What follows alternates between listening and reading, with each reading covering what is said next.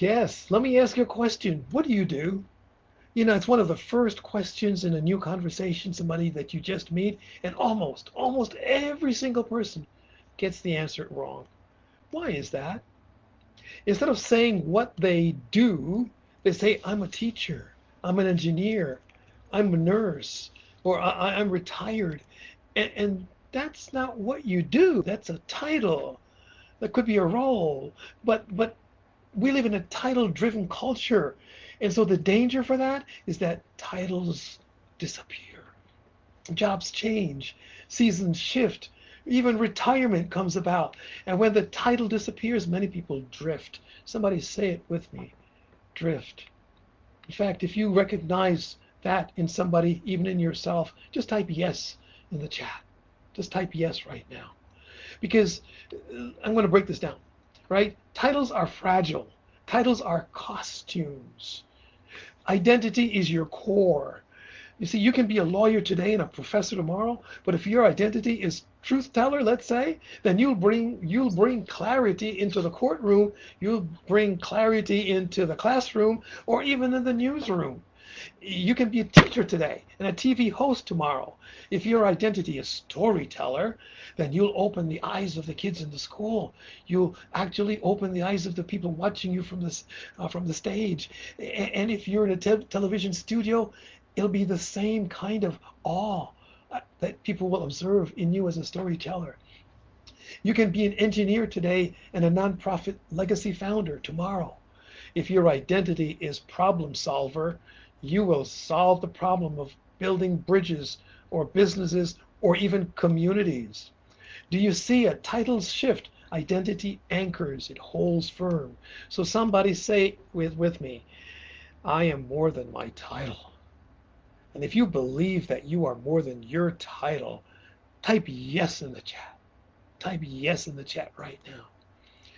So, Veronica, she was a senior marketing executive for global cosmetics company. 12 years in, big salary, worldwide campaigns. But something didn't sit right with her. She loved the creative side, but she hated the pressure to sell image over substance. Her values were emerging here. So she started journaling through the Smarter Vision DBY framework. And this framework, we're going to explain it a number of different ways, give you some examples, so you'll be able to do it for yourself. Now, what Veronica did was, as she went through the doing, she says, I help women break free from self image, shame, and step into confidence. And then she said, being, I am a truth teller, a light bringer, and a mirror of grace. Why? Because every woman deserves to see herself the way God sees her. Now, that's just a real quick example. Within a year, she launched a podcast, built a coaching program, rebranded herself as a confidence strategist. And she didn't throw away her marketing skills, she just repurposed them. See, all of the things that happened in your past are actually tools that you very likely use from those tools to help you build the new you.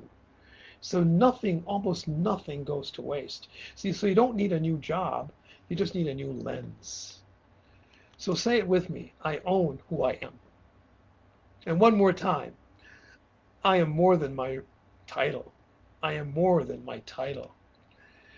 See, neuroscience confirms all of this. Your brain builds what psychologists call self schemas, mental blueprints of who you are. Marcus and Nurius, 1986, did this study. And what they found is that when the schema is built around something like a title, or not a value, right, or not a truth, it becomes fragile. The moment the title ends, the structure collapses. So because deep down you know a job title isn't your identity, it's just a temporary label. That's the reason why. And when that label fades, many people lose their sense of who they are, unfortunately. So, but if your self schema is rooted in your core identity, the who you are deep inside, including your values, you remain anchored even when the storms hit. Several years ago, in my case, when my position was supposedly eliminated due to so called budget cuts, after putting in 13 years of stellar service with them, I felt that collapse for about 5 minutes.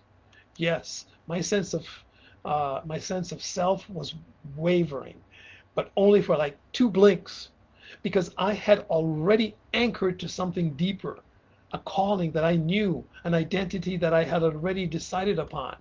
And that event didn't destroy me, it liberated me. It gave me the freedom to pivot and validate who I had already become, like life optimizer, purpose activator, meaning maker. An identity no circumstance, no person, no company could ever take away from me. And psychologist Hal Ersner Hirschfield, 2009, he has a name for this. He calls it self-continuity, the felt connection between who we are today and who will become tomorrow. His research found that people who see and emotionally identify with their future selves are more likely to make wiser long-term decisions, especially about things that are financial and health related. He found out that they will persevere through many setbacks and they stay aligned with their deepest values. Because when you feel connected to your future self, every wise decision feels like self-care and not self-denial. You stop chasing validation and start living into your North Star, that personal, organic vision that comes right out of you. And that's why in the Smarter Vision, we train your mind to see and feel and speak your future self, starting now. So you stop reacting to what's around you or even who's around you and start designing, affirming, and challenging the new you to grow, to expand, to achieve more, and to over deliver on the mission for which you were created. And here's where the scripture meets science. And the scriptures are so powerful as well as great exemplars. But he who began a good work in you will carry it on to completion until the day the master returns. Yeah. And so that is divine self-continuity. God already sees the finished version of you, and his spirit works to make sure that his fingerprint gets imprinted on you. Your job is to align your daily actions with the masterpiece he is still designing and painting. So when your identity is continuously repeated like that, your confidence becomes contagious. Yes, it just explodes. And because and the reason for that is because your creator is consistent. Graybiel, 2008, tells us that the more you repeat your identity statements, the stronger the brain wiring that neural network becomes in your prefrontal cortex. So every I am, when you say I am, if you say it for negative things, it works the same way. If you say it for positive things, it works incredibly well. Every I am that you speak is a construction code for your destiny, for your calling, for your sacred contribution to the world, however you want to term it. So every I am. So the more you say I am with positive things about yourself, things that you do in the world that make you so useful and impactful, right? So let's take an example like Roger Bannister.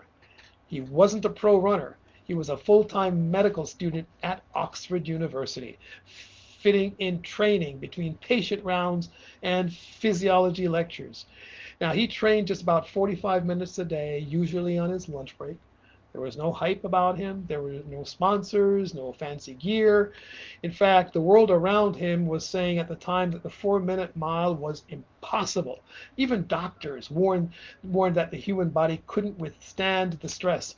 Experts said your heart would explode. Coaches told runners, don't even try it, because it was impossible. But Bannister didn't buy that. He actually turned down Britain's top national coach, George Gandy, because he didn't want to train like everyone else. He didn't want convention. He wanted the freedom to push his own method on his own terms, in fact. So instead, he recruited two of his closest friends, Chris Chataway and Chris Brasher, to help him. Now, they weren't just his teammates, they were pacers and believers in what Bannister was doing. So much so that on May 6, 1954, at Oxford's Iffley Road track, the wind was too strong. The meet was nearly canceled, but right before the race, the wind died down, and Bannister decided to go for it. Brasher took the first 2 laps at a steady clip, shielding him from the wind. Chataway took over to keep the pace brutal but on track. And in the final 200 meters, Bannister surged forward, head back, legs pumping, pouring out every ounce of energy and strength that he had. He crossed the finish line in 3 minutes 59.4 seconds. He collapsed into the arms of his friends and the stadium roared. The announcer dragged out the time intentionally, building suspense, and he said, "In 3 minutes," and then the crowd erupted before he could even finish. History was changed, but here are a couple points that we want to highlight. Within 46 days, Australia's John Landy ran 3 minutes and 58 seconds. Within a year, dozens followed. Today, even elite high schoolers will actually do less than a 4-minute mile. What changed? Was it the shoes? Was it the air? No, none of those things. It was the belief system. See, Bannister didn't just run faster, he ran with a reconstructed identity. He wasn't chasing minutes and seconds. He was becoming the kind of person who defied limits. He was a barrier breaker. The real barrier wasn't the mile, it was the mindset. What seemed impossible cracked open because one man stopped running against the clock and started running toward fulfilling his identity. It changed the world, not only his life, but it changed the world. So if we go back to scripture for just a second, we meet Gideon. This is another great example. What was he doing? He was hiding. He was hiding in a wine press, threshing wheat. Now, that's not exactly the place where wheat is supposed to be threshed. Anyway, why was he doing it? Because he was afraid.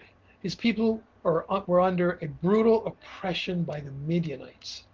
And Gideon sees himself as the lowest of the low. He says, "My clan is the weakest in Manasseh, and I am the least in my family." In other words, he's saying, I don't have much value. So picture this. He's hiding from his enemies, surviving in silence, convinced he has nothing to offer. That's the context, fear and failure.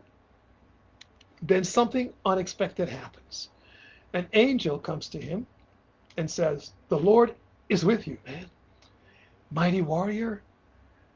And he calls him mighty warrior. Now, wait. Gideon hadn't fought any battles yet.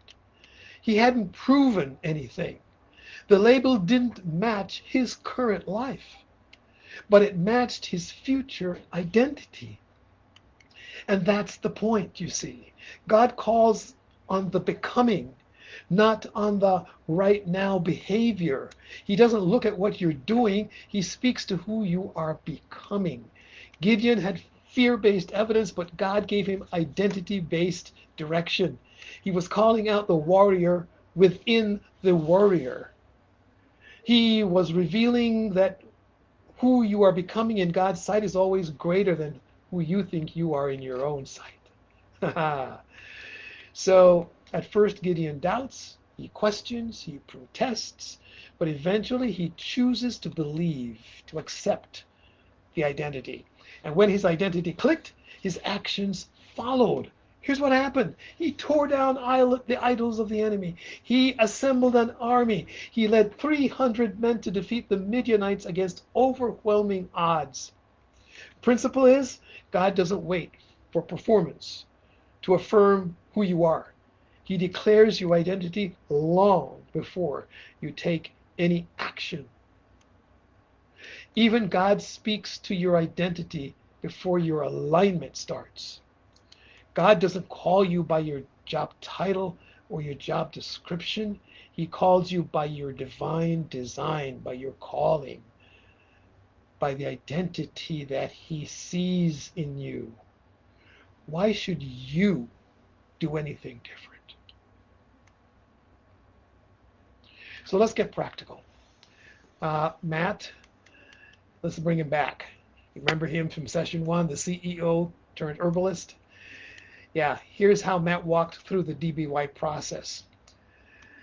Just a quick recap on that. Matt was a CEO, mechanical and robotics engineering. He was CEO of a company. His North Star revealed that his true calling was to become a master herbalist, helping people reclaim their health through lifestyle medicine. Now he walks through the DBY process. Doing, action based on values. He says, I help high performing professionals reverse burnout and restore their energy using food, movement, and natural healing. Woo, woo, woo. So that's what he's doing.